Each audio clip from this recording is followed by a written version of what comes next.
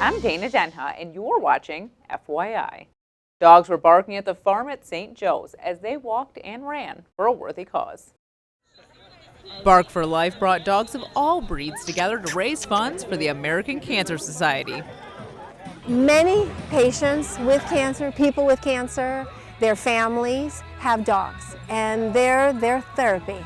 They help us get through it, whether we're fighting cancer or we're worn out from caring for someone with cancer.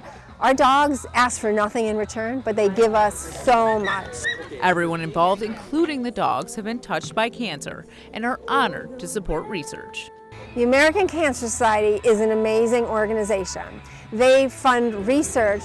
They provide resources to patients with cancer and their family. They help with rides to keep treatment. So their goal is to help people get well and stay well and be healthy. After the 5K, the dogs got their game on. We time them and how fast they can run our 25-yard stretch. Ann Arbor Dog Training Club has helped us support agility. We can do clay impressions of your dog's feet. We have bobbing for wieners. We have puzzles, so lots of fun things to do. Pups all around are already prepping for next year's race on August 25th, 2018. Stay tuned, and we'll be back shortly with more news and information.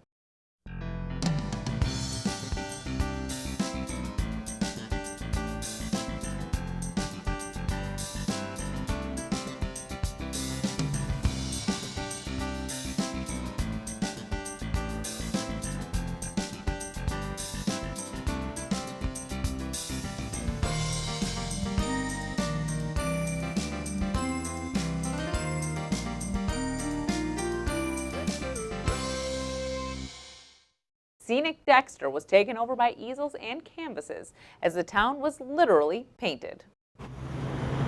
Paint Dexter Plein Air Festival is a standing invitation for artists to get their inspiration from this quaint village.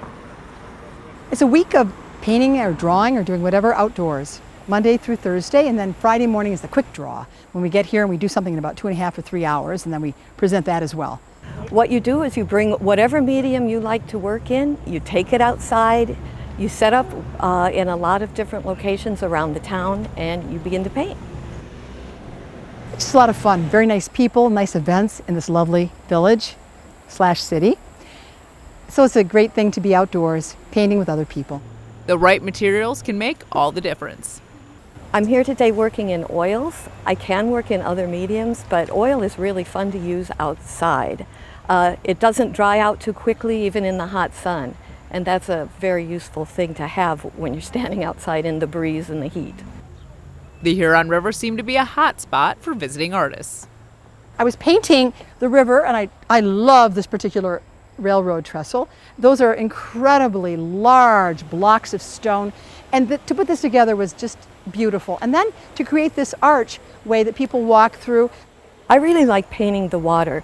What's important to me is when you're picking an outdoor subject is you have a good pattern of light and shadow, and the light on the water really provides a lot of emphasis in the composition of the painting, and that's why I like to be down by the water.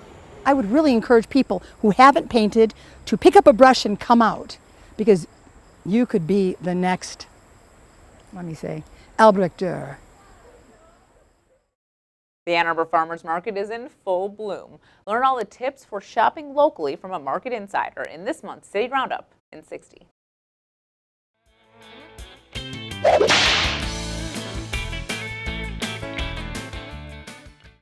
Hi, my name is Stephanie Willett. I'm the Ann Arbor Farmers Market Manager. We are here right now at the Carytown District neighborhood at the Ann Arbor Farmers Market. Ann Arbor Market has been around since 1919 and is over 98 years old. So I really encourage you to come out and visit us this summer. We are open year-round, Saturdays and Wednesdays from 7 a.m. to 3 p.m. Right now we have so much local produce that's fresh, local, and all of our vendors grow their own products. You can find vegetables here, but you can also find artisans, you can find bread, meat, cheese, crafts.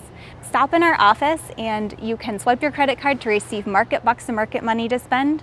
Also, if you have an EBT or bridge card, we can give you market money to spend here with that, plus double your bucks for free with our Double Up Food Buck program. Come take a look. We have corn, heirloom tomatoes, things you won't be able to find in the store right now. It's so fresh. Visit us at A2 massachusetts.gov.org/market.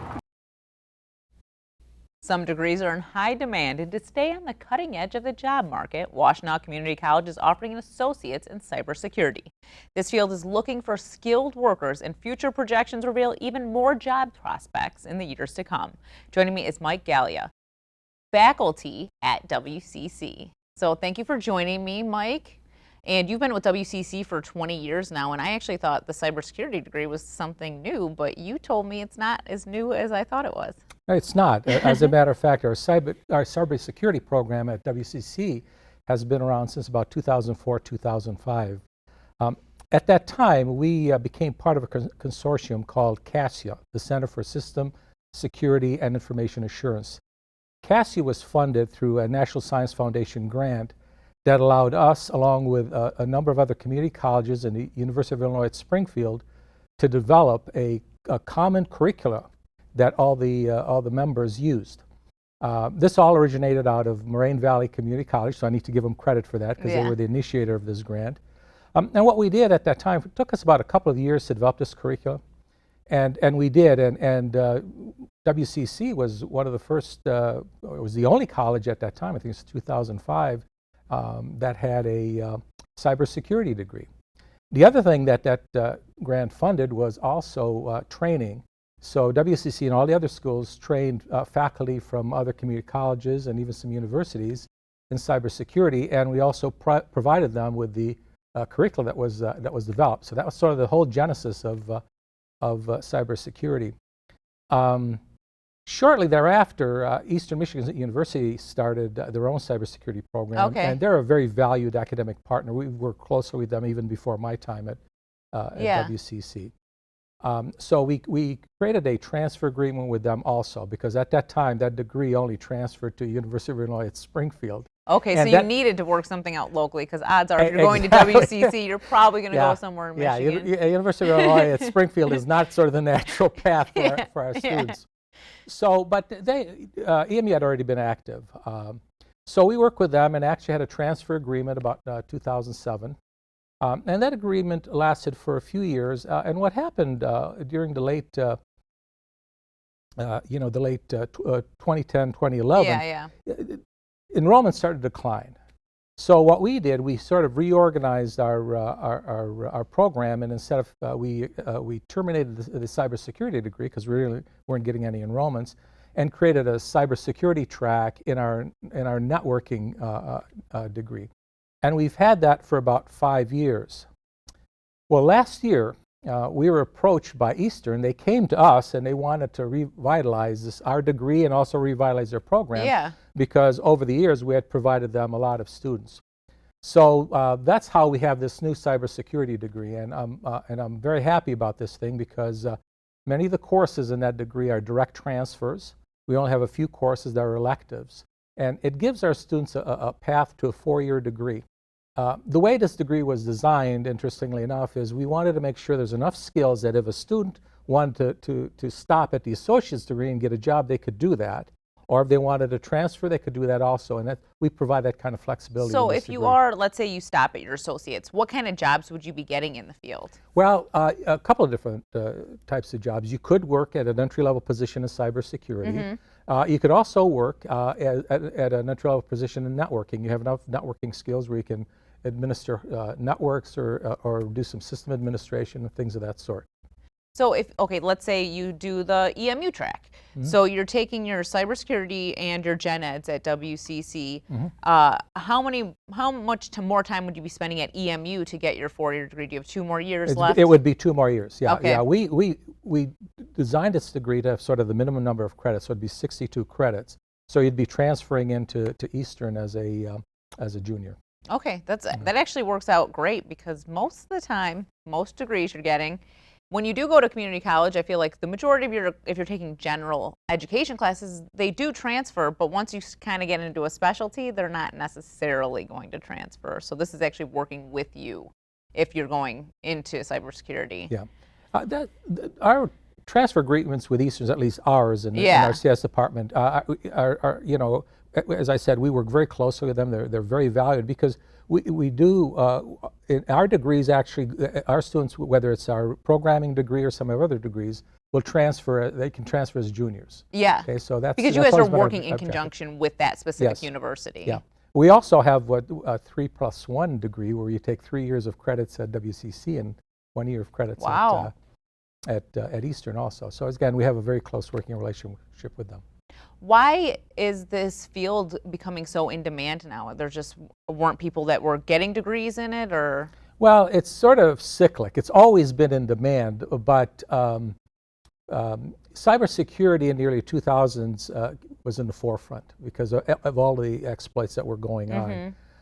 It sort of went off the news for a while, and once again, over the past few years, it's come to the forefront again, because you look at some of the things that are going on in terms of what nation states are doing.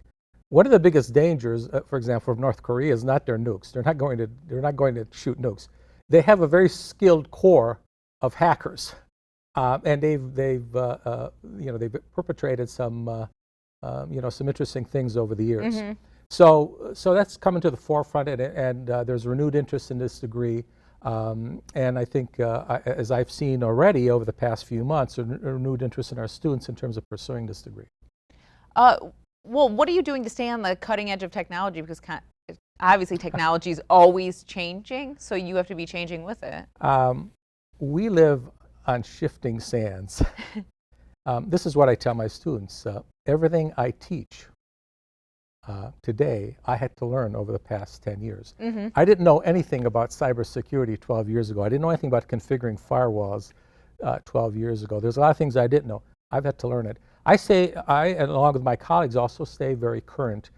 We go to training. I've been, probably this is the first year, yeah, I actually did some training this year. Last year is the first year in the 19 years that I've been there where I haven't gone off to some sort of training. Yeah. And early on, to be honest with you, every summer I would be gone from anywhere from 2 weeks to a month. Yeah. For training, and that will continue. So. And do you find that maybe there's certain types of people that have certain skill sets that would be better acclimated for a degree like this? Absolutely. You like to solve puzzles. You're mischievous. You like to do, break into things. That's the kind of individual we need.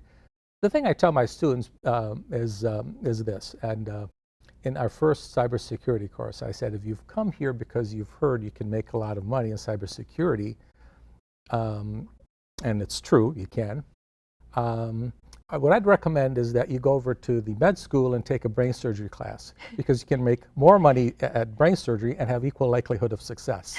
So you need the passion for it. You need to, because as you mentioned, we have to stay current. This is not something that you're going to learn and never and stop learning.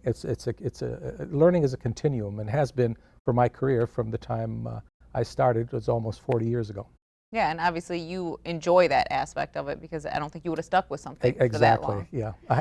And that's it. I like working with computers, and that's the thing you need to have. That sort of that interest of how things work, particularly how a computer works and how networks work and things of that sort. And if you have that interest, we can teach you the skills. All right. Well, thank you so much, Mike. My pleasure. For more on this and other programs, visit a2gov.org/CTN. Thanks for watching, and tune in next time to FYI.